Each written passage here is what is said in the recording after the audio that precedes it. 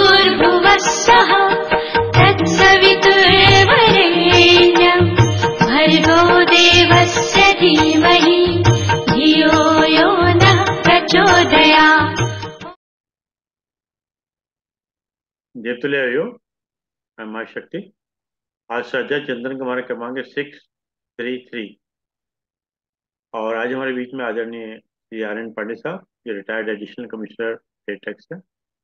और आज आपका जो विषय है वो है राजा नेमी और नौ योगेश्वर संवाद, भाग 5, माया से पार जाने के उपाय और परमात्मा का स्वरूप। इससे पूर्व भी 4 पार्ट ले चुके हैं। अब ज्यादा समय लेते हैं, आदरणीय पांडे साहब से निवेदन करते हैं कि आज का उद्बोधन जारी करें। आदरणीय पांडे साहब।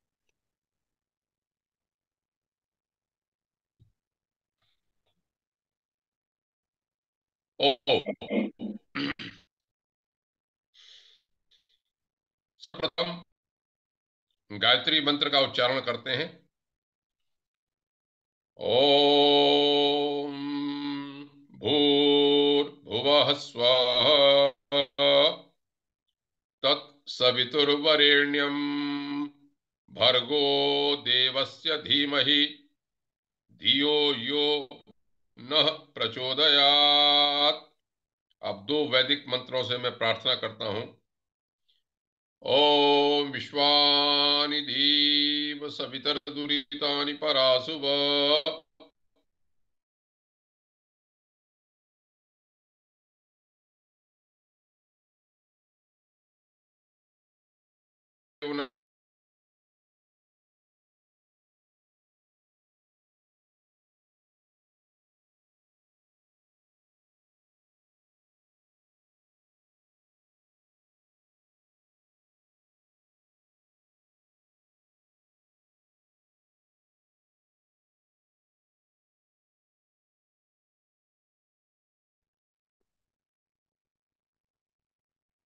और साथ ही साथ जितने भी प्रबुद्ध विद्वान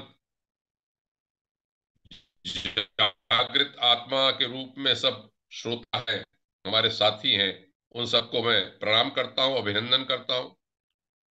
जीवन में यह समय 1 घंटे के लगभग का दिनचर्या में बहुत ही अमूल्य व्यतीत होता है। मेरे लिए भी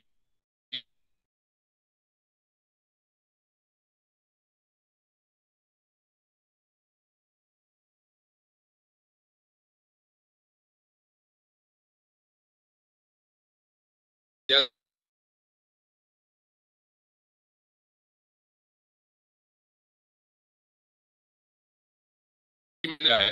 तो इससे पहले कि मैं उसमें प्रवेश करूं,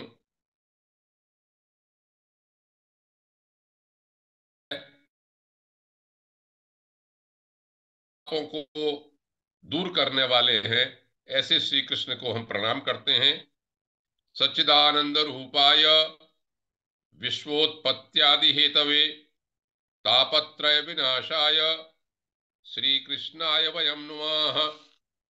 यह जो प्रकरण है, ये संसार के भय से मुक्त होने के लिए नव योगीश्वर ने सुनाया और नारद जी ने इसको वसुदेव जी को सुनाया।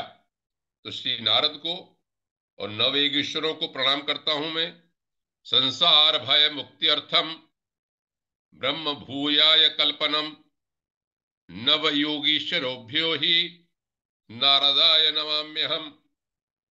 सबको प्रणाम करने के उपरांत भूमिका के रूप में आप सब ये इस बात से अवगत हैं कि यह प्रकरण श्रीमद् भागवत पुराण के 11 स्कंध 11वें स्कंध के द्वितीय से पंचम, दूसरे से 5वें अध्याय के 4 अध्यायों के बीच में है। कथानक के रूप में पुराणों की यह शैली है, कथानक के रूप में, लेकिन हमको उसका जो कंटेंट है, जो क्या कहना चाहते हैं वो बड़ा महत्वपूर्ण होता है, वही ग्रहण करना चाहिए। तो इसका कथानक यह है कि श्री नारद जी श्री कृष्ण जी का सन्निधि चाहते थे। भगवान श्री कृष्ण द्वारका में अपनी ऐश्वर्य लीला कर रहे थे। जब वहां पर श्री नारद पहुंचे तो उनकी भेंट श्री कृष्ण के पिताश्री श्री वसुदेव जी से हुई। वसुदेव जी ने श्री नारद का बहुत आवभगत सत्कार किया। सत्पुरुषों का आना हमेशा कल्याणकारी होता है। और उनसे यह कहा, जब नारद जी ने कहा कि आप तो वैसे ही तर गए, भगवान के आप पिता हैं, तो श्री वसुदेव ने कहा नहीं, मैंने जो तपस्या की थी पहले जन्मों में वह कौतूहलवश उसमें मैंने वर मांगा था कि मेरे पुत्र के रूप में भगवान हो, वो हो गए, लेकिन मेरा मोक्ष अभी नहीं हुआ। मुझे संसार से कैसे पार उतरना है वह आप बताएं। तब श्री नारद जी ने कहा कि मैं आपको इस संबंध में एक कथानक, एक प्रकरण सुनाता हूं। राजा निमि के यहां वो जो सत्र चल रहा था उसमें 9 योगीश्वर आए।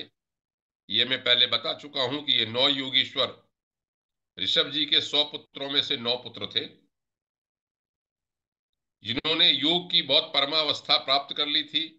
अंतर्धान होना, सूक्ष्म शरीर से कहीं भी आवागमन कर सकते थे, हमेशा अनंत अपने भगवान के रूप में ही रहते थे। जब सत्र में हुआ और राजा निमि के यहाँ ये प्रकट हुए तो राजा निमि ने अपने कल्याण के लिए और वेद व्यास जी ने पूरे संसार के कल्याण के लिए जो प्रश्न किए और जो उत्तर दिए वो इस प्रकरण में रखे गए। मैं भूमिका के रूप में संक्षेप में एक लाइन के आउटलाइन के रूप में हमेशा बताता हूं, आज भी बताता हूं इसी बात को, कि कवि नाम के जो योगीश्वर थे उन्होंने आत्यंतिक क्षेम क्या होता है यह बताया। हरि नाम के योगीश्वर ने भगवत भक्तों के लक्षण बताए। अंतरिक्ष ने माया का स्वरूप बताया। ये तीनों हम चर्चा कर चुके हैं। अब आज प्रबुद्ध नामक योगीश्वर ने माया से कैसे पार किया जाए इसके बारे में बताया। समय रहेगा तो पिप्पलायन ने नारायण का परमात्मा का स्वरूप क्या है यह निमि के पूछने पर बताया।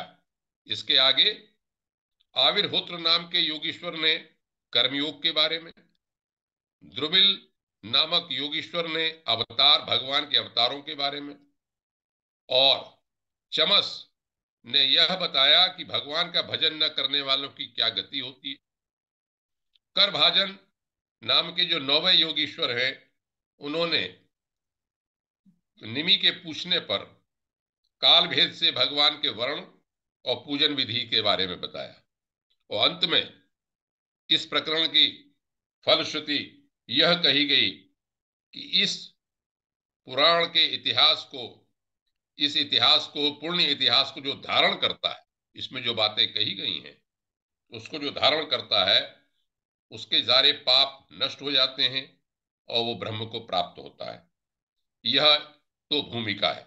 चलिए आज शुरू करते हैं कि चौथे प्रबुद्ध नामक योगीश्वर ने, जब राजा निमि ने पूछा कि भगवान की माया का पार करना तो कहते हैं बहुत कठिन है, लेकिन आप हमको उपाय बताएं कि क्या उपाय हैं इसे पार जाने के। तो मैं शुरुआत पिछले वक्तव्य में इसकी कर चुका था, उसको दोबारा से मैं कहता हूं कि उन्होंने कहा कि देखो भाई, हमारे जितने भी संसार में जब हम आते हैं तो हमारे तरह तरह के सांसारिक संबंध बन जाते हैं। सबसे पहले पैदा हुए अपनी आजीविका के बारे में, धन के बारे में, और स्त्री गृहस्थ में गए, पुत्र, मित्र, रिश्तेदार, संपत्ति, कामिनी, कांचन इत्यादि के बारे में हमारी आसक्तियां हो जाती हैं। हम क्या करते हैं कि इस सांसारिक सुखों की प्राप्ति के लिए बहुत प्रयास करते हैं और हमें कोई दुख ना हो इसके लिए भी हम प्रयास करते रहते हैं। लेकिन होता यह है कि जब हम प्रयास करते हैं तो हमसे कुछ ऐसे फल जब हमें अनुकूल नहीं मिलता तो हम और ज्यादा दुखी होते चले जाते हैं। तो उसको ये विचार करना चाहिए मनुष्य को कि भाई ये हमें दुख क्यों प्राप्त हो रहा है। इसका कारण ये आसक्ति, कर्मों की जो आसक्ति है वह है। उसके साथ उन्होंने कहा कि देखो भाई धन है, धन नहीं हो तो भी कष्ट है, लेकिन जब धन हो जाता है तो उसको रखना, संभालना और उसके कारण जो विकृतियां आती हैं वो भी। तो धन भी किसी न किसी तरह से हमारे दुख का कारण होता है क्या कि मनुष्य यदि ये सोचे कि है तो ये सब चीजें नाशवान। कमाल की बात है कि हम सब लोग ये जानते हैं कि हम अगर पैदा हुए हैं तो मरेंगे भी। पैदा भी बिना कुछ लेके आए तब पैदा हुए, और मान लीजिए हम अच्छे घरों में पैदा हुए तो मान लीजिए हमें पैतृक अधिकार से संपत्ति धन मिल गया, लेकिन हम जब मरते हैं तब हमारे साथ कुछ नहीं जाता और कुछ भी हमारे साथ हमारे पास नहीं है। तो इस संसार में रहते हुए जब हम बहुत अच्छे कर्म, इष्टापूर्त कर्म करते हैं तो मान लीजिए हम कहते हैं कि हमें स्वर्ग की प्राप्ति हो, अच्छे लोगों की प्राप्ति हो, प्राप्ति हो जाती है। तो प्रबुद्ध ऋषि यहां पर ये कहते हैं, जो मैंने पिछली बार कहा था जहां छोड़ा था इस प्रकरण को, कि पुण्य लोकों की प्राप्ति भी सीमित समय में है। यह तो हो सकता है वो हमारे 100 साल की, 80 साल की हमारी आयु है, इसके मुकाबले उसका समय ज्यादा हो, लेकिन उसकी भी आयु निश्चित है। इसमें आपको ध्यान होगा कि जब कठोपनिषद का प्रकरण आता है तो नचिकेता यम से तीसरा वर मांगते हैं और तीसरे वर में वो अध्यात्म विद्या, आत्मविद्या के बारे में कहते हैं।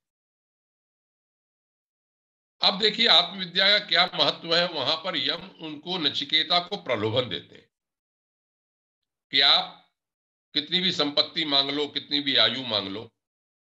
तो नचिकेता वहां बड़ा महत्वपूर्ण बात कहते हैं कि न वित्तेन तर्पणीयो मनुष्य, धन के द्वारा मनुष्य की तृप्ति नहीं हो सकती।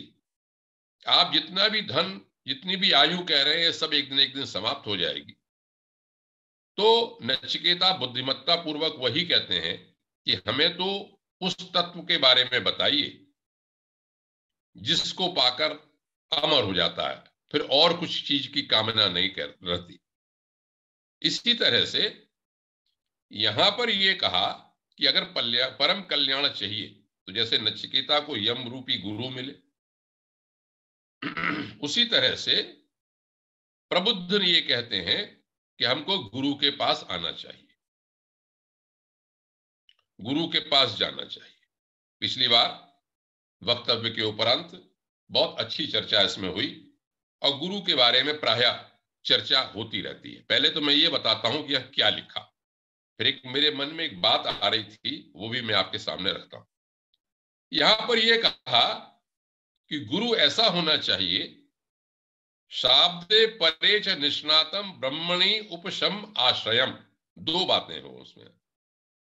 एक तो शब्द ब्रह्म, शब्द ब्रह्म क्या है? वेद, वेदों का पारदर्शी ज्ञान हो, विद्वान हो, जिससे वे शास्त्रों को ठीक ठीक तरह से समझा सकें सही शब्द। लेकिन केवल शास्त्रीय ज्ञान ही न हो, उनको तत्व ज्ञान भी हो ब्रह्म के बारे में, मतलब उन्होंने अनुभव किया हो। जिससे फायदा क्या है? जैसे मैं हूं, मैं शास्त्रों की बात तो बता सकता हूं, लेकिन चूंकि ब्रह्मनिष्ठ नहीं हूं, इसलिए जो अनुभव है वो मैं पूरी तरह से सबको नहीं बता सकता। तो यहां पर प्रबुद्ध ऋषि यह कहते हैं कि ऐसे गुरु के पास जाए जिसने अनुभव देखा हो, ब्रह्मनिष्ठ हो। तो उससे क्या होता है फायदा? फिर वो अनुभव बताता है अपना।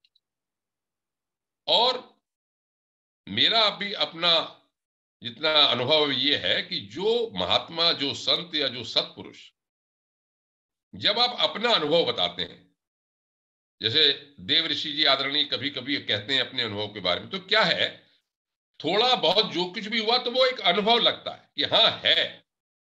ऐसा नहीं कि हमने शास्त्र में कह दिया और दूसरे कह रहे तो सब गप्पे हैं। लेकिन नहीं, जब आप इस मार्ग पे जो लोग चले हैं वो गप्पे नहीं, उनको अनुभव हुआ है, उनको उस चेतना का अनुभव हुआ है।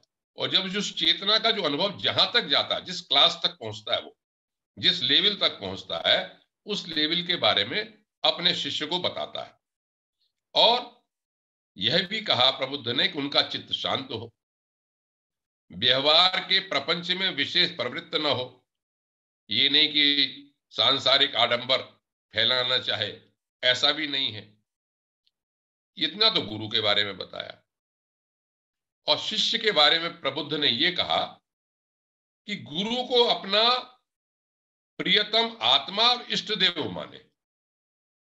ये प्रकरण पहले भी आ चुका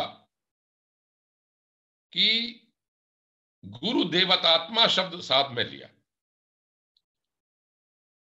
शास्त्र ये कहते हैं कि गुरु परमात्मा और इष्ट देव, ये तीनों एक ही जैसी चीजें हैं, पर्यायवाची है। और फिर क्या करे, निष्कपट भाव से सेवा करे। भागवत धर्म की एक और प्रैक्टिकल जो बात जो आती है समझ में, वो कहते हैं कि भक्ति भाव के साधनों की क्रियात्मक शिक्षा ग्रहण करे। क्रियात्मक शिक्षा, प्रैक्टिकल। ऐसा नहीं कि मैंने बस शास्त्र बोल दिया, गुरु ने शास्त्र रटा दिया, हो गया। नहीं, प्रैक्टिकल। प्रैक्टिकल में जब आप किसी के साथ रहते हैं तो उसकी दिनचर्या देखते हैं, उसका अनुभव देखते हैं, फिर वो आपको बताता है कि ऐसे नहीं, ऐसे जप करो, ऐसे करो, ये अनुभव होगा, ऐसे ध्यान लगाओ इत्यादि, या आप ये मत करो, आपका भाव कैसा है। अब बात ये आती है जो इससे हटके, जो उस दिन चर्चा हो रही थी, मैंने सोचा, आदरणीय अरविंद शर्मा जी ने भी कहा, देव ऋषि जी ने भी कहा, और लोग कहते हैं भाई गुरु हमें पता कैसे चले, तो हम गुरु को स्वीकार कैसे करें। मैं भी उन्हीं में से हूं, मैंने भी कोई गुरु नहीं बनाया। इस प्रकरण से हटके मैं व्यक्तिगत रूप से यह सोच रहा था कि गुरु बनाने में आखिर दिक्कत क्या है, मतलब अवरोध क्या है। हो सकता है मेरे से सहमत न हो, सब विद्वान एक से एक लोग हैं और प्रबुद्ध जागरूक लोग हैं। मुझे लगता है मेरा अहम कहीं ना कहीं इसके बीच में आता है। मुझे यह लगता है कि नहीं, मैं तो बहुत ही ज्ञानी हूं शास्त्र का। अरे दूसरा क्या जानता है, पहले तो अरे ये इतने शास्त्र वाला कोई बोलता है, जब मैं किसी टीवी चैनल पे देखता हूं बोलने वालों को, तो कहते अरे ये तो उन्होंने शास्त्र बोल दिया, क्या है क्या नहीं। मतलब अपना जो अस्मिता है, अपना जो अहम है, उसको मैं तोड़ नहीं पाता। इसीलिए संभवतः किसी गुरु को अपनाया नहीं, ये कह के कि अरे पता नहीं गुरु कैसा है क्या नहीं है, चलो भगवान ही करेंगे सब। ये तो एक पक्ष हुआ। लेकिन दूसरा पक्ष यह भी है कि हम अपने इष्ट को मानते हैं और इष्ट से यह प्रार्थना करते हैं कि तुम ही हमारे गुरु हो, हमें रास्ता दिखाओ, और रास्ता दिखाएंगे तो आगे बढ़ेंगे। कोई व्यक्तिगत रूप से मिलता है तो ठीक है, नहीं तो आज से जैसे जो भी इष्ट है, जो भी परमात्मा है, निराकार है या साकार है, उसको हम आगे बढ़ेंगे। ये मेरा अपना विचार है, आगे चलते हैं। अब क्या कहते हैं, अब देखिए, अब ये प्रकरण शुरू होता है कि सबसे पहले क्या कहा। इस प्रकरण को जब मैं उठाऊंगा तो पहले बताने के बाद, जैसे मैं बार बार कहा कि सभी शास्त्रों में एक ही बात ऐसी कही गई, इस प्रकरण में भी वही बात कही। कहां से शुरुआत करते हैं? शुरुआत ये करते हैं कि सबसे पहले शरीर और संतान आदि में अनासक्ति सीखे। जो बात गीता कहती है, निष्काम, अपनापन नहीं हो, तो इसको ही सबसे पहले प्रबुद्ध ऋषि कहते हैं कि यदि माया से पार जाना है तो पहले तो शरीर और संतान आदि में मन की अनासक्ति को सीखे, फिर ये देखे कि भगवत भक्तों से, भगवान के भक्तों से प्रेम करें। जैसे हम सब लोग बैठे हैं, हम सब लोग भगवान के रास्ते में चलना चाहते हैं, तो उनसे प्रेम रखे, द्वेष भाव वैर भाव न रखे, बराबरी का ये न रखे भाव कि नहीं मैं जैसे सोचता हूं कि दूसरे ने वक्तव्य दिया, दूसरा क्या जानता है, मैं उससे ज्यादा जानता हूं। तो एक प्रेम भाव पैदा हो, और उसके बाद प्राणियों के प्रति दया, मैत्री, विनय की निष्कपट भाव से शिक्षा ग्रहण करें। आप सुनते रहें इन बात को, इनको बोलने के बाद आपको लगेगा कि सब जगह क्या क्या बात कही। यहां पर क्या क्या, दया, मैत्री भाव, निष्कपट। निष्कपट की बात तो आप जानते ही है, सुंदरकांड में बड़ा प्रसिद्ध है कि निर्मल मन जन सो मोहि पावा, और मोहि कपट छल छिद्र न भावा। सारी बातें सुन ले, और मैं ये कहूंगा कि इसमें एक भी तत्व यदि हम पे बढ़ जाता है तो सारे तत्व अपने आप आने लगते हैं। निष्कपटी हो जाएंगे हम तो दया भी अपने आप आने लगेगी, मैत्री भी हो जाएगी, ये मैत्री ही करने लगे तो हम अपने विनम्र हो जाएंगे अपने आप ही। अब बात क्या कहते हैं कि मिट्टी से या जल से बाह्य शरीर की पवित्रता करें, छल कपट आदि का त्याग करके भीतर की पवित्रता करें, अपने धर्म का अनुष्ठान करे, सहन शक्ति रखे, मौन करे, स्वाध्याय करे, सरलता, ब्रह्मचर्य, अहिंसा, शीत उष्ण, सुख दुख, हर्ष विषाद से समान होना सीखे। सर्वत्र सब देश काल में वस्तुओं में चैतन्य रूप भगवान को देखे, एकांत सेवन करे, यही मेरा घर है, इस घर से ऐसा भाव न रखे। गृहस्थ हो तो पवित्र वस्त्र पहने, और त्यागी हो तो फटे पुराने वस्त्र पहने, और जो कुछ प्रारब्ध के अनुसार मिल जाए उसे संतोष करे। इतनी बातें मैंने कह दी। अब मैंने कुछ इसको पढ़ के मुझे नोट्स मैंने एक बनाए, आप सब चीजों को सुन चुके हैं, फिर मैं इसको दोहराता हूं कैसे कैसे। ये जो बातें कही इस प्रकरण में, मैं ये समझता हूं कि सनातन वैदिक धर्म की मूल बातें हैं ये। कैसे? हर जगह इसी बात को घुमा फिरा के कहा गया है, शब्द चाहे कोई भी हो। मनुस्मृति, मनुस्मृति कहती है कि धर्म के 10 लक्षण होते हैं। धृति, क्षमा, दमोस्तेयम, शौचमित्रिय निग्रह, धीर विद्या, सत्यम, क्रोधो, दशकम धर्म लक्षणम। हिंदी में अर्थ ये हुआ, देखिए आप जो बात मैं कहता आया हूं उसी में कॉमन रहेंगी बातें, शब्द भले ही अलग हों। धैर्य, क्षमा, दमन इंद्रियों का निग्रह, अस्तेय शौच माने पवित्रता, बुद्धि, विद्या, सत्य बोलना, क्रोध न करना। इसी को मनुस्मृति में आगे ये कहा कि 4 जो वर्ण हैं उनमें कॉमन चीज क्या है? अहिंसा, सत्य, अस्तेय माने चोरी न करना, शौच, इंद्रिय निग्रह, ये संक्षेप में धर्म है। अब गीता पे आ जाइए। गीता कहती है शम, दम दमन करना, तप, शौच पवित्रता। देखिए वही शब्द आएंगे लौट फेर के। शांति, क्षमा, आर्जव माने सरलता, ज्ञान विज्ञान में आस्तिक्य, ये ब्रह्म कर्म स्वभावजम। जब हम अध्यात्म के रास्ते पे चलते हैं, ब्रह्म के रास्ते पे चलते हैं, तो ये स्वाभाविक गुण है। 18/42 18वें अध्याय में 42 में कहा। अब आप ये आइए कि अभी आपने योग दर्शन पर प्रवचन सुने और अष्टांग योग के बारे में सब जानते हैं। अष्टांग योग कहां से शुरू होता है? यम नियम से। यम नियम, धारणा ध्यान यम नियम, आसन प्राणायाम, धारणा ध्यान समाधि। यम नियम क्या है? 5 यम है और 5 नियम है। नियम क्या है? देखिए, शौच, संतोष, तप, स्वाध्याय ईश्वर प्रणधान, ये मन बाहरी हमारी, जिसमें इसमें लिखा कि बाहरी हमको सफाई करनी चाहिए अपनी। और यम भी 5 हैं, शब्द सुन लीजिए, अहिंसा, सत्य, अस्तेय, चोरी न करना, ब्रह्मचर्य, विग्रह। तो वो ही शब्द लौट फेर के आ रहे हैं।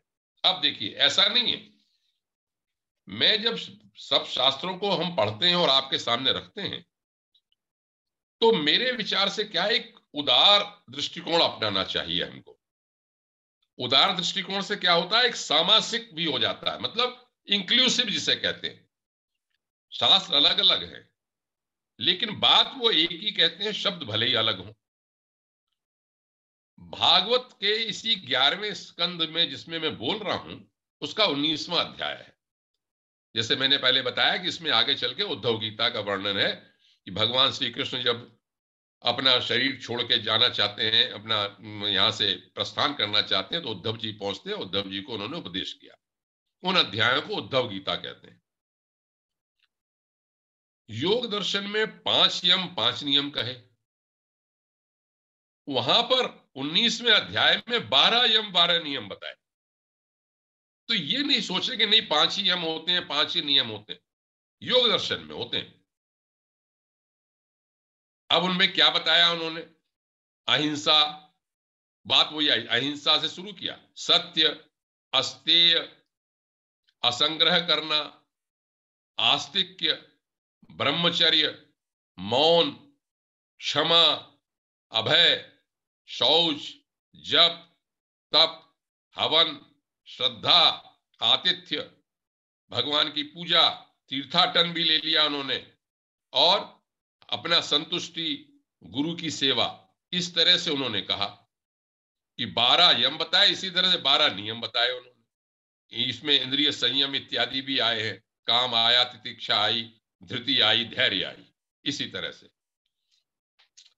अब जैसे मैंने पहले विवेक चूड़ामणि प्रारंभ की थी, मैं इसलिए बताना चाहता हूं, विवेक चूड़ामणि प्रारंभ की तो उन्होंने क्या कहा, साधन चतुष्टय, नाम बदल दिया। साधन चतुष्टय में क्या, शम, दम, पहले उन्होंने कहा विवेक और वैराग्य रखो, षट संपत्ति, षट संपत्ति पे शम, दम, उपरति, तितिक्षा, श्रद्धा, समाधान और मुमुक्षा। इसी तरह से जब योग वासिष्ठ पढ़ेंगे तो वो कहते हैं कि भाई 4 द्वारपाल हैं, क्या, शम, विचार, संतोष और साधु संग। तो इन सब बातों को जो मैंने आपके सामने रखा 3-4 ग्रंथों का, किसी में भी देख लें, तो मुख्य बात क्या है,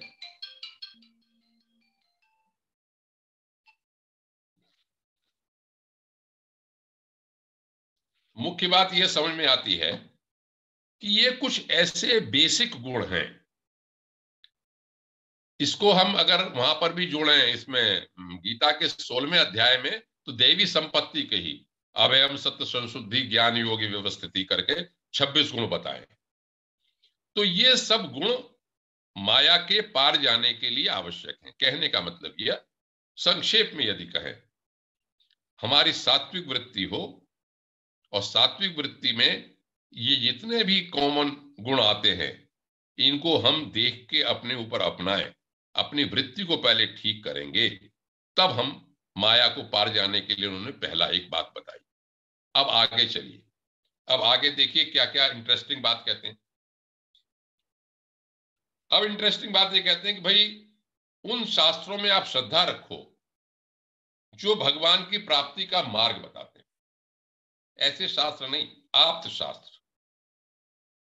बड़ी इंपॉर्टेंट बात एक और कहते हैं प्रबुद्ध जी कि दूसरे की शास्त्र की निंदा न करो। निंदा न करना, ये तो शास्त्र की निंदा की बात है।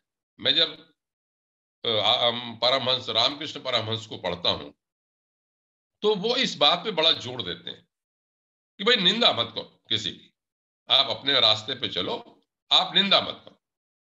निंदा जो है अवगुण, बहुत बड़ा अवगुण बताया, जबकि प्राय मेरे अंदर तो है ही क्या, जरा सी कोई बात हो तुरंत ही उसके बाद बुराई करने लगते हैं हम लोग। एक निंदा रस ही चलता है अलग से, जब गप्पे अप्पे मारते हैं तो दूसरे की आलोचना और हम तो स्त्रियों के लिए कहते हैं, लेकिन पुरुषों में भी कम नहीं होता, दूसरे की मजाक उड़ाना, दूसरे की कमी को बताना। तो ये जो अवगुण है ये नहीं, इससे दूर रहना चाहिए, ये कहते हैं। और अब आए प्राणायाम के ऊपर। कहते प्राणायाम के द्वारा मन का अवरोध करें और मौन के द्वारा वाणी का अवरोध करें। वासनाहीनता के अभ्यास से कर्मों का संयम करें, सत्य बोले, इंद्रियों को अपने अपनी जो जगह है वहां पर स्थिर रखे, मतलब अंतर्वृत्ति करे, अंदर की ओर रखे और मन को कहीं बाहर न जाने दे। जब मैं ये पढ़ रहा था तो मुझे गीता के 17वें अध्याय का ध्यान आया। आप लोग सब श्रीमद् भगवत गीता पढ़ चुके हैं, पढ़ते हैं या पढ़ रहे हैं। 17वें अध्याय के 14, 15, 16 3 श्लोक बड़े महत्वपूर्ण लगते हैं, बड़े अच्छे हैं। अगर आप पढ़ना चाहें पढ़ लें। जब भी गाइडलाइन हो कोई कि हमें क्या करना चाहिए, तो गीता के ये तीनों श्लोक बड़े महत्वपूर्ण हैं। मैं इन पे किसी दूसरे प्लेटफॉर्म पे काफी वक्तव्य दे चुका हूं, वाणी के ऊपर भी था। वहां पर 3 तरह का तप बताया भगवान। एक कहा उन्होंने शारीरिक तप, एक कहा वांग्मय तप, एक कहा मानसिक तप। हमें 3 लेवल पे अपने को कंट्रोल करना चाहिए। शारीरिक तप में वो कहते हैं कि हमें, मैं हिंदी में बताता हूं इसको, हमें देवता, गुरु और जो श्रेष्ठ लोग हैं उनका आदर करना चाहिए। देव द्विज गुरु प्राज्ञ पूजनम, पवित्रता रखनी चाहिए अपने अंदर। ये नहीं गंदे संदे रहे, ऊपर से नहीं, गंदे नहीं रहना, साफ सुथरा रहना। साफ सुथरे का मतलब ये नहीं है कि इत्र फुलेल लगा के या उपटन लगाना, सब साफ सफाई रखनी। आर्जवम, सरलता रखनी। ब्रह्मचर्य से रहना। अहिंसा, हमारे बागी जी हंस रहे हैं क्योंकि शास्त्र ये कहते हैं कि शरीर को तो, हाँ बिल्कुल ठीक कह रहे हैं, फ्रेग्रेंस की कोई जरूरत नहीं है उतनी। अगर आप शरीर पवित्र रख रहे हैं अपना साफ सुथरा, तो वो भी काफी ठीक है, लेकिन गंदे नहीं रहे। है तो भाई, हम क्या पहले चंदन लगाते थे? चंदन, कुमकुम के कस्तूरी, इस तरह की सब चीजें लगाते थे। तो मतलब ये पवित्रता का मतलब ये नहीं कि सैलून में बहुत ज्यादा समय उसका लगे, जितना शरीर की आवश्यकता हो अभ्यंग के अनुसार वो करे। ये मना नहीं लिखा है, ये मैं अपनी ओर से ही कह रहा हूं, लेकिन ये नहीं लिखा इसमें कि ऐसा ना करे, लेकिन ये लिखा पवित्रता रखे, सरलता रखे। और ये शरीर के तप बताए। एक बड़ा महत्वपूर्ण इसके ऊपर जो लेवल, मैंने बड़ा विचार किया इस पे, क्योंकि जो अपनी कमी होती है मनुष्य उसको जरा ज्यादा ध्यान से देखता है। वांग्मय तप, इसमें मैं बहुत शास्त्रों को देख के तरह तरह से बोला, ब्राह्मण गीता और ये वो सब देखा, क्योंकि मेरी वाणी में वो उतना नियंत्रण जीवन में नहीं रहा जितना मैं और सरल लोगों में देखता था।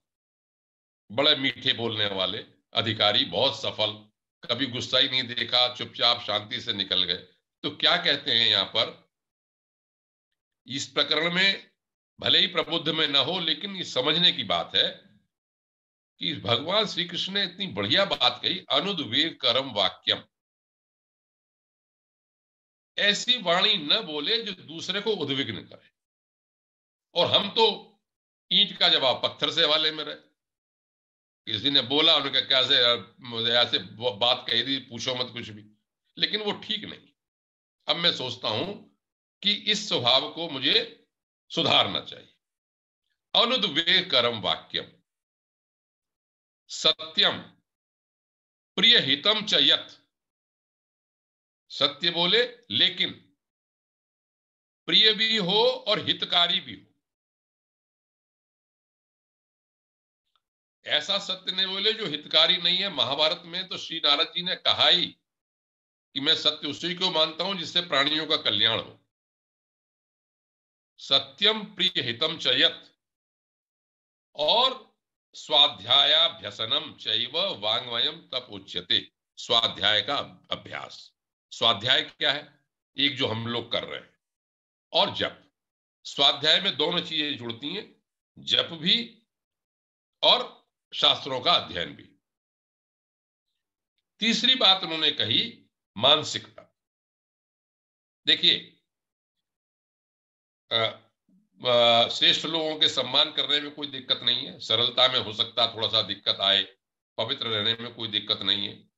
ये अभ्यास किया जा सकता है कि अनुद्वेग कर्म वाक्यम, हम सोचें कि भाई हम आज भाई इसे क्या कहते हैं, न बोले तो अच्छा है, बजाय कड़वी बात बोलने के न बोले तो ज्यादा अच्छा, ऐसा मैं समझता हूं। इसको मैंने कई किया कि जैसे भाई चुप ही रह जाइए, आपको नहीं बदला अच्छी लगी तो चुप रह जाइए, बजाय दूसरे की कड़वी बात कोई बोले। अब वो वांग्मय तप को मानसिक तप और कहते हैं। मानसिक तप में देखिए, मन प्रसाद सौम्यत्व, मन प्रसन्न रहना चाहिए। हमारे देवश्री जी कहते हैं कि भाई मैं प्रसन्न आनंदमय रहता हूं। तो ये चीज है मानसिक जप की, मानसिक तप, मन प्रसाद सौम्यत्व, सौम्यता भी होनी चाहिए कि कठोरता नहीं। आप किसी के पास जाए तो आपको लगे यार ये तो बहुत ही अच्छा आदमी, बढ़िया है, मिलके बहुत मजा आया है इनसे। ये नहीं कठोर मुंह बने हुए आप ऐसे संतों या सत्पुरुषों के पास बैठे होंगे जिनके पास जाके लगता है कि बहुत अच्छा लगा भाई जाके, और कभी कभी ऐसे लोग भी मिल जाते होंगे कि लगता है अरे यार कहाँ भागे इसके पास, तो उन्होंने कोई नेगेटिव बात बोल दी, खराबी बात बोल दी, कुछ देखो। तो यहां पर मानसिक तप के लिए कहते हैं ये सब उतारने वाली चीजें हैं, हो सके जितना भी, मैं समझता हूं। मन प्रसाद सौम्यत्वम मौनम, मननात् मौनम, और चुप रहने से भी मौन, मनन करने से। ये किस लिए है मौन? मौन को मैं इसलिए समझता हूं कि हमें यदि कड़वी बातों से, निंदा से, सबसे बचना है तो मौन सबसे अच्छा है।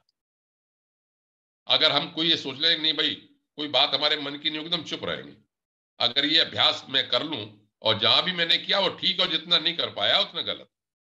मौनम आत्म विनिग्रह, अपने पे नियंत्रण, भाव संशुद्धि, अपने विचारों की पवित्रता, जो अभी मैंने कह दिया, निर्मल मन जन सो मोहि पावा, मोहि कपट छल छिद्र न भावा, इत्येतत् मानसम तप उच्यते, ये मानसिक तप कहा। तो ये सब बातें जो यहां पर कहीं गीता की जो मैंने 3 बातें बताई, ये बड़ी इंपॉर्टेंट, और यहां पर ये पहले अपने को सुधार करने की बात है। अब ये तो सुधार करने का प्रयास करता रहे, साथ साथ क्या भी करता रहे। मैं इसमें साथ साथ नहीं लिखा, लेकिन मैं साथ साथ कहता हूं।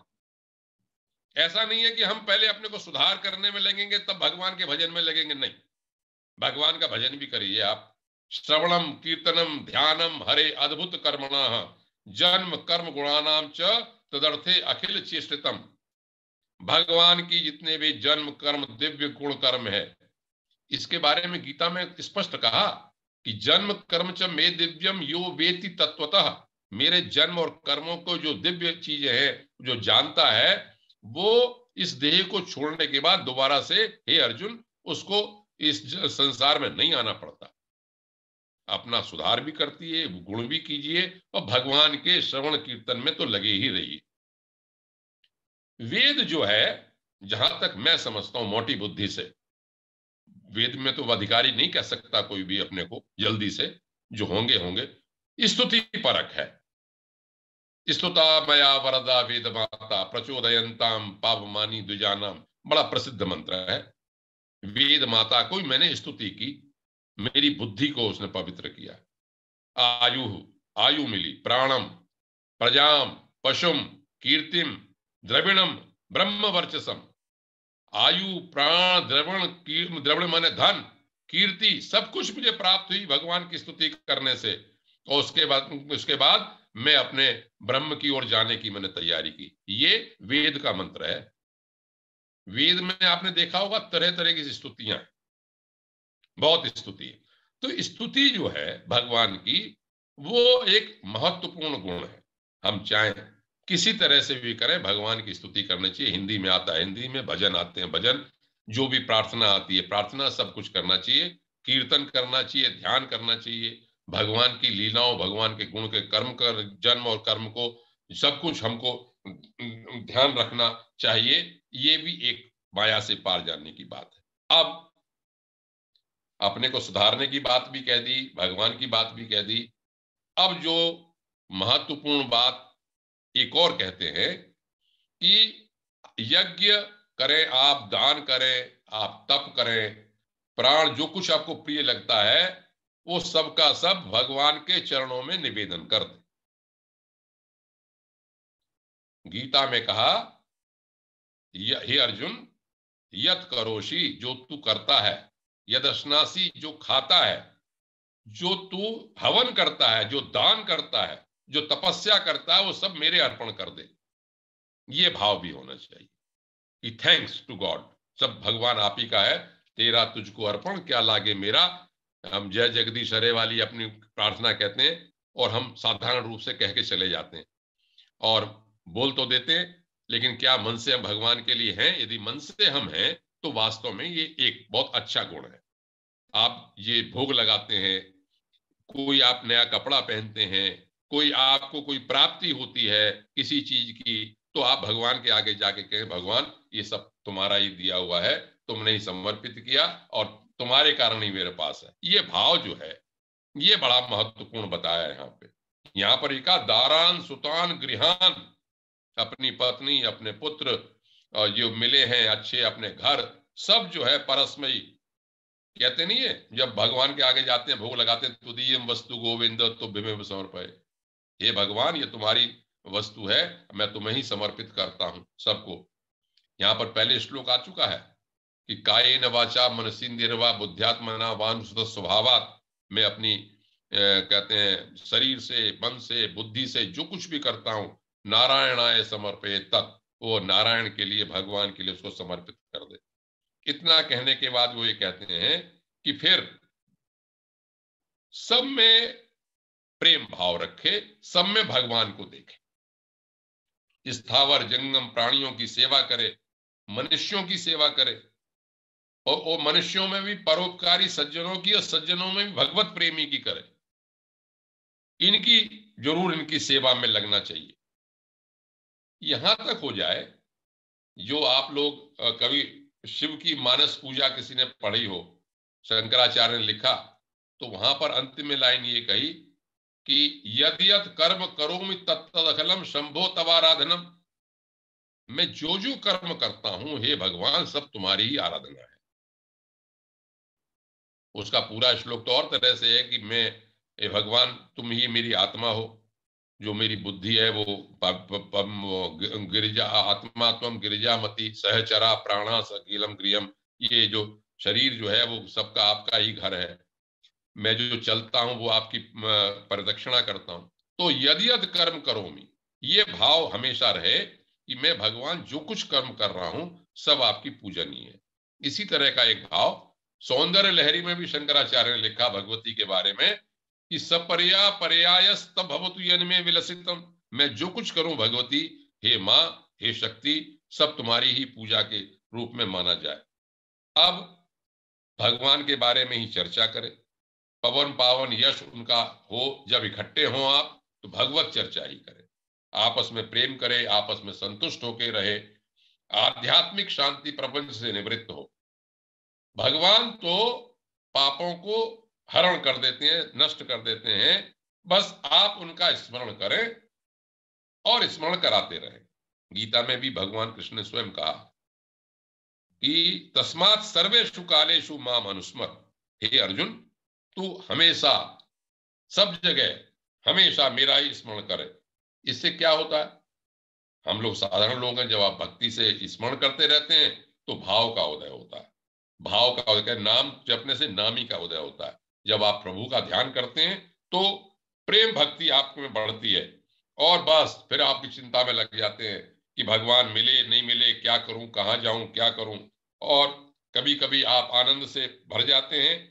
ये जो जननी, ये जो यहाँ पर दारान सुतान गृहण है, तो ये मैं इसे पढ़ रहा था तो सुंदरकांड की कुछ चौपाइयां मैंने नोट की थी। आप जो सुंदरकांड पढ़ते हैं तो वहां क्या कहते हैं भगवान, जननी जनक बंधु सुत दारा तनु धनु भवन सुहृद परिवारा, सबके ममता ताग बटोरी, मम पद मानई बांध कर डोरी, समदर्शी इच्छा कछु नाही। तो यहाँ पर वही बात जो इन्होंने संस्कृत में यहाँ पर कही कि जननी जनक बंधु सुत और दारा सबकी ममता को मेरे चरणों में लगा दो सब। तो इतनी करने के बाद भगवान की सब बातें करता रहे, भगवान के बारे में हमेशा चिंतित रखे। और क्या होता है फिर, जब भाव भक्ति की पराकाष्ठा है ये कि कभी तो वो नृत्य करता है, कभी वो आनंद में होता है, कभी हंसता है, कभी चुप हो जाता है और कभी परम शांति का अनुभव करता है। तो यहां पर वो प्रबुद्ध जी बाद में कहते हैं कि इस तरह से इन भागवत धर्मों की जो जो शिक्षा करता रहता है, जैसे जैसे भाव बढ़ाता रहता है अपने अंदर, प्रेम भाव उसके अंदर बढ़ता रहता है और वो माया को अनायास पार कर जाता है। गीता में बड़ी महत्वपूर्ण बात कही कि 7/14 श्लोक है कि देवी येषा गुणमयी मम माया दुरत्यया। हे अर्जुन, ये माया मेरी बहुत ही कठिन है, लेकिन माँ में भी ये प्रपद्यंते मायाम एताम तरंती थी, क्यों माया तो बनाई भगवान नहीं है कि जो मेरी शरण में आ जाते हैं वो इसे पार कर जाते हैं। यहां पर ये कहा, यहां पर श्रीमद् भागवत में भी मार्कंडेय जी ने भी यही कहा है कि योग माया जिनकी है, मैं उन्हीं के जिनका वैभव है उनकी शरण में मैं जा रहा हूं सबको सब। तो इतनी बात कह के जिसके पंजे से प्रबुद्ध कहते हैं इस माया से निकलना बहुत कठिन है, लेकिन इन सब चीजों से अनासक्त भाव रखे, पवित्रता का भाव करे, निष्कपट करे, पहले अपनी और ये सब बाह्य पवित्रता करे और अनासक्त के भाव रखे, अपने को सुधारे, शास्त्रों का करे, सत्पुरुषों का साथ करे, भगवान के बारे में चर्चा करे, स्तुति करे, भजन करे, इन सब और भगवान की शरण में जो कुछ है वो उनको समर्पित कर दे। और समर्पण के भाव के साथ साथ इस तरह से जो आदमी जीवन जीता है उसमें भगवान का उदय हो जाता है, भगवत भाव का उदय हो जाता है और वो माया से पार हो जाता है। मैं समझता हूं समय हो रहा है इसका। तो आगे जब इतनी बात उन्होंने कह दी तो राजा निमि ने यह पूछा कि आप लोग तो परमात्मा के स्वरूप को जानते और ब्रह्म में हमेशा स्थित रहते, इसलिए आप ये बताइए कि परम ब्रह्म परमात्मा का, जिसे हम नारायण के नाम से जानते हैं, नारायणाभिधाना ब्रह्मण परमात्मनः, जिस परमात्मा को हम नारायण के नाम से जानते हैं उनका स्वरूप क्या है। इस प्रश्न का उत्तर 5वें योगीश्वर पिप्पलायन ने दिया। आज का समय यहां समाप्त होता है और अगले वक्तव्य में मैं प्रयास करूंगा कि जो कुछ भी और भी बातें सामने आती हैं स्वरूप के बारे में वो आगे रखी जाएं। तो मैं अपने वक्तव्य को यहां समाप्त करता हूं। आपको लगा होगा कि ये सब बातें सुनी हुई हैं, किसी न किसी प्रकारांतर से सुनी हुई बातें हैं। अर्थ क्या है इसका, बार बार इसलिए सुनना चाहिए तरह तरह से कि एक तो बात ये कि सब सनातन धर्म वैदिक शास्त्र एक ही तरह की बात कहते हैं, कोई इसमें विरोध नहीं है, शब्द का अंतर हो सकता है एक बात। और दूसरा बात ये कि अपना सुधार अपने आप ही होगा, दूसरा कोई करने वाला नहीं है। हमें अपने माया से पार जाने के लिए, भगवान को प्राप्त करने के लिए, शांति पार करने के लिए, आत्म साक्षात्कार करने के लिए कहिए, या उस तत्व को पाने के लिए, अमृत तत्व को पाने के लिए, या इस संसार चक्र से दूर होने के लिए प्रयास खुद ही करना पड़ेगा। और जो प्रयास है वो ये सब अपना जज, मैं खुद ही अपना बेस्ट जज हूं। मुझे पता है कि मैं क्या कर रहा हूं, क्या नहीं कर रहा हूं। मैं कितना ही बोलता रहूं, जब तक मैं करूंगा नहीं, इस रास्ते पे चलूंगा नहीं, तब तक नहीं होने का। लेकिन शास्त्रों की आवश्यकता, आप लोगों की आवश्यकता, सबकी सत्पुरुषों की इसलिए है कि एक अच्छा वातावरण बने। इस 1 घंटे तक हम विचार करते हैं, बार बार कहते हैं, उसी बात को कहते हैं, 1 साल 2 साल तक कहते रहेंगे तो हो सकता है हमारा उद्धार हो जाए। और मैं सबका धन्यवाद देते हुए आज के वक्तव्य को समाप्त करता हूँ। धन्यवाद आदरणीय आनंद पंडित साहब। आज आपने राजा निमि और 9 योगेश्वर संवाद का भाग 5 लिया। अब मैं सभी लोग को अनम्यूट कर देता हूँ और फिर बाद में दो शब्द हमारे आदरणीय बागी जी बोलेंगे। ये मैंने सबको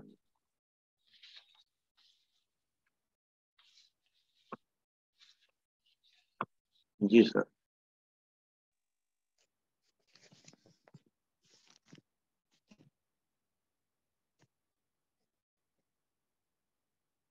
प्रणाम पांडे जी। प्रणाम भैया, देवर्षि जी प्रणाम।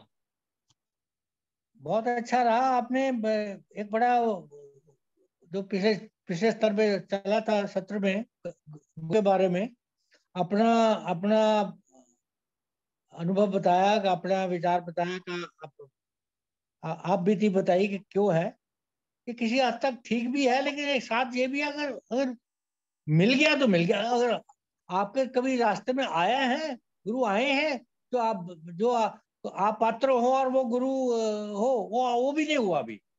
वो भी अकस्मात ही होगा। अगर आना हुआ तो होगा, नहीं तो नहीं। हमें कमियां तो हर एक में होती है, बड़े बड़े अच्छे शिष्यों में भी रहती हैं, लेकिन गुरु आ गया तो सब कमियां दूर हो जाती हैं। आप पे ये अहम तो रहता है। वो तो कई बार विचार आपने बिल्कुल सत्य बोला कि यार कई लोग मिलते हैं, वे बड़ी बड़ी बातें बोलते हैं, वो हम सोचते हैं हमें भी ये तो सब हमें भी आता है, तो ये कोई खास बात थोड़ा ही है। लेकिन वो गुरु बनने के कायल नहीं होते, वो तो हमारे मित्र होते हैं। जो गुरु का लक्षण होते हैं, जो आपने गुरु के लक्षण बताए हैं, वो बिल्कुल ही गुरु के लक्षण में वेदों का ज्ञानी हो, तत्व ज्ञानी भी हो, अनुभव किया हुआ हो, ब्रह्मनिष्ठ हो, तो ये पता चल जाता है। ऐसी बात नहीं कि पता नहीं चलता है, लेकिन वो भी पूरे जन्मों के कर्मों के भाव से ही मिलेगा गुरु। जैसे मुझे नहीं मिला, मैं अरविंद जी से भी पर्सनली बहुत तौर पे बात की है, लेकिन फिर भी मानता हूँ ये अंतरात्मा ही गुरु है। ये मैं एक रख के ही बैठ गया हूँ, इस जन्म के लिए तो बैठ गया हूँ। भाई अगले जन्म में पता नहीं क्या होगा, इस जन्म में तो लगता अंतरात्मा ही गुरु लगती है। वही से आवाज आएगी, जो आएगी वही रास्ता दिखाएगा, और चलना तो खुद को ही है, गुरु तो रास्ते बताएगा। तो आनंद आया इसमें। और आपने दो चार बातें तो बहुत ही अच्छी, भगवान की स्तुति ही करते रहो, वो बहुत स्तुति। एक दूसरी स्तुति है नहीं, भगवान तू कमाल का है, ये जरूरी नहीं, उसका ग्रेटिट्यूड, उसका धन्यवाद भी करते रहो। भाई सुबह शाम उसका एक धन्यवाद करते रहो, वही स्तुति है उसकी। कि तूने जो हमें दिया वही दिया, वो भी एक आपने बहुत। और संपूर्ण समर्पण की बात तो बहुत बार आती है। सब कर्मों के उसके फल से तो सब जो प्राप्तियां हुई सब उसी के दे दिए। स्मरण करते रहो, कराते रहो। और चुप्पी की वाणी जो बाण ब्राह्मण में तब क्या, वो बड़ा अच्छा आपने बताया। हमारी माँ बोला करती थी हमेशा, एक चुप और 100 सुख। ये अभी भी हम आज भी ये उच्चारण मन में आता रहता है, एक चुप 100। और लाखों दुख, लाखों कष्ट, लाखों दुख, लाखों दुविधाएं दूर हो जाती है अगर आदमी 2 मिनट मौन रख ले, उस कंट्रोल कर ले कि बस चुप रहना है। ये परिवार में भी होता है। बच्चे हैं, पत्नी है, और उसकी बात पे जवाब देते रहो तो वे बोले कच्ची लस्सी और लड़ाई को बढ़ाने के, कोई जहां तक बढ़ा सकते हो बढ़ा लो, कोई अंत नहीं है। तो एक चुप और 100 सुख की बहुत अच्छी बात है। ये हमें इन सब चीजों को जीवन में उतारे, और उतारने में ही सब कल्याण है। और जब आपने 2-3 बार बोला भी है, इस सब चीजों को जीवन में उतारे, और आगे आगे की जर्नी अब तक तो जो हो चुकी, आगे का सफर तय आनंद से हो। यही यही कामना है, अपने लिए भी यही कामना है, आप लोगों के लिए भी कामना है। बहुत बहुत धन्यवाद आप। बाकी वागीश जी बोलेंगे कुछ? बड़ा आनंद आया लेकिन। देवऋषि जी धन्यवाद। देवऋषि जी वागीश जी तो जब बोलेंगे जब आप कुछ छोड़ोगे उनके बोलने के लिए। आपने जो इसका सार था वो ऑलमोस्ट सारा बहुत अच्छा निकाल दिया, आपका सार। नहीं नहीं आप, और मैं देखता हूँ, मैं तो बीच में एक क्योंकि आया था, आते ही फिर मुझे जरा कुछ चेंज करने चला गया, लेकिन आप अनवरत जुड़े रहते हैं, पूरा आनंद लेते हैं। और 100% तो अटेंडेंस क्या होती होंगी, यदि 100 1 2 3 4 5 भी होगी तो वो सारी आपको ही लिए है। आपको बहुत बहुत हमें आनंद आता है आपको देख के, क्योंकि आपकी जो एनर्जी लेवल है वो बहुत अधिक है, बहुत आनंद आता है। और जहां तक आज के उद्बोधन का है, आपने कही भी दिया कि चुप एक चुप 1000 सुख। और अरविंद जी ने 1-2 बार पहले भी कहा कि यदि आपको जब भी गुस्सा आए तो आप 1 से लेकर 10 तक की गिनती गिनो। हो सकता है इसी बीच में आपका एकदम रिएक्ट एकदम मत करो किसी भी बात पर, तो काफी हद तक आपका वो जो है ना वो प्रेशर डिफ्यूज हो जाएगा और आपको वो सक रहेगा। और पांडे साहब ने जो कहा कि सत्य हितकारी होता है, वास्तव में हितकारी होता है, और झूठ बोलने से तो अच्छा है ना बोलना। ये भी बहुत सही बात की, क्योंकि एक एक थोड़ा सा इंटरप्शन है। आप अरे सर वकील हैं, बिल्कुल। आप हाँ वकील हैं, आप ये सत्य की बात क्या कर रहे हैं? आप जो केस किसी दूसरे का केस लड़ते हैं तो उसमें आप इसके रेफरेंस में जरा थोड़ा सा अपने विचार देंगे आपके जी प्रोफेशन के बिल्कुल। बारे में? हाँ जी। हाँ बिल्कुल दूंगा सर मैं। हम जिस प्रोफेशन में है ना सर, हमें अपने ना उस प्रोफेशनल लाइफ में इतना झूठ बोलना पड़ जाता है कि हम चाहते हैं निजी जिंदगी में झूठ बिल्कुल ना बोले। हमारा कोटा सारा उधर चला जाता है, क्योंकि वो चलो ये बात आपकी आई है ना, तो मैं आपको एक छोटी सी अरविंद जी समय है जरा, मैं एक छोटा सा 2-4 मिनट का एक दृष्टांत है। एक बार एक जो प्रोस्टिट्यूट थी, उसके यहाँ कोई मर्डर हुआ उसके घर के पास। पुलिस किसी गुंडे का मर्डर हुआ, पुलिस उसे भी उठा के ले गई और उसे गुंडे को भी उठा के ले गई, और वो अकेली एक वो गवाह थी उसकी एफआईआर हो गई। जब एफआईआर हो गई उसके बाद 1-2 दिन बाद जो उनका जो हेड था गुंडों का, वो आया कि ले सुन, ये ले 10,000 रुपए और तूने जो भी कुछ देखा है कह दियो कि मैंने कुछ नहीं देखा। तो उसने कहा नहीं मैं तो सच बोल रही हूँ। लेकिन ले 50,000 रुपए। अब जो हम कह रहे हैं वो सुन, तुझे तेने कुछ नहीं देखा और तेरे सामने कुछ नहीं हुआ, तुझे ये बयान दे। उसने कहा नहीं नहीं मैं तो जो देखा है मैं तो वही करूँ। उसने कहा ले ये 1,00,000 रुपए रख और ये मान ले तू कि तुझको केवल ये बयान देना है कि मैंने कुछ नहीं देखा और इससे ज्यादा कुछ। उसने कहा नहीं मैं तो सच बोलेगी। तो उसको गुस्सा आ गया। उसने क्या, तू एक वेश्या, तू एक प्रोस्टिट्यूट, तेरा कैरेक्टर क्या है? तुझे मैं इतने पैसे दे रहा हूँ बहुत है। तो उसने जवाब दिया यही मेरा कैरेक्टर है, प्रोस्टिट्यूशन तो मेरा प्रोफेशन है। वाह, क्या बात है। तो सर वास्तव में कई बार बहुत सारी बातें ऐसे होती हैं। और पांडे साहब के साथ सबसे बड़ी जो क्वालिटी है वो ये है कि ये ना कई सारी बातों को अपने ऊपर टेस्ट करके पहले, जैसे उन्होंने कहा यार मेरा बड़ा केड़ा, मेरा जो है दिल है कि मानता नहीं, पर मैं कोशिश करता हूँ लेकिन नहीं हो पाता। और उसके बावजूद भी अब मुझे तो आई अप्रिशिएट कि वो इस उम्र के इस पड़ाव में आके कह रहे हैं मैं अपने आप को ना मतलब सुधार। हंसमुख रखने की या सरल रखने की कोशिश कर रहा हूँ, जबकि मैं बहुत इम्पेशेंट रहा हूँ जिंदगी में कि मैं तुरंत उधर से आया तुरंत रिएक्शन था। तो ये सारी बातें हैं कि ऐसी स्वीकारोक्ति जो है ना बहुत बहुत अच्छा प्रयास है और ये हर एक कोई नहीं कर पाता। और अपनी कमी सबको पता होती है, ये पांडे जी कई बार पहले भी कह चुके हैं, और उसका निराकरण ही श्रेष्ठ है।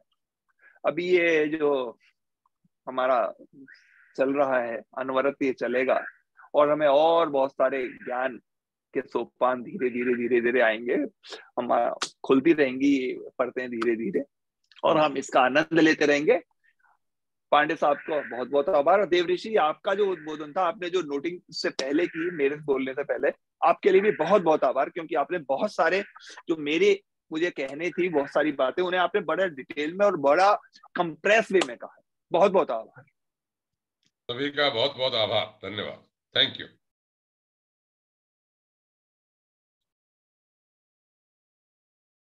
जी अरविंद जी, मुस्कुराएंगे या बोलेंगे भी आज? या अभी 10 तक गिन रहे हो? अभी 10 तक गिन रहे हो? चलिएगा। धन्यवाद आदरणीय भागेश जी, आपने, और धन्यवाद आदरणीय देवीश साहब, धन्यवाद आदरणीय आनंद पंड साहब, आपने समय दिया। और जैसे कि एक विचार के साथ और 3 बार ओम के साथ अपनी बात समाप्त करते हैं, तो आज का विचार भाग्य जी ने भी जो कहा और पांडे साहब ने जो कहा और इसी साहब ने जो कहा, सत्य के ऊपर, बहुत छोटा विचार, सत्य के ऊपर विचार है। सत्य की नाव पर अगर आप बैठे हैं,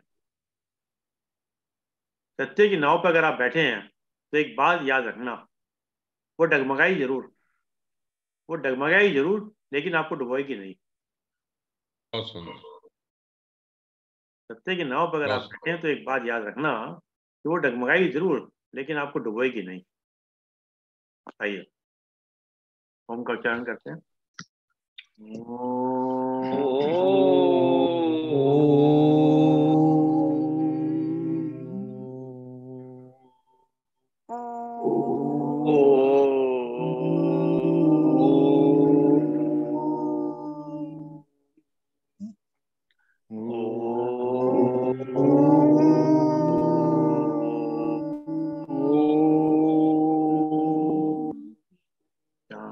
शांति शांति शांति।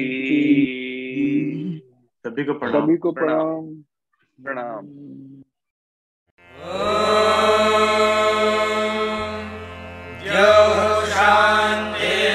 शान्तिरन्तरिक्षं शान्तिः पृथिवी शान्तिरापः शान्तिरोषधयः शान्तिः वनस्पतयः शान्तिर्विश्वे देवाः शान्तिर्ब्रह्म शान्तिः सर्वं शान्तिः शान्तिरेव शान्तिः सा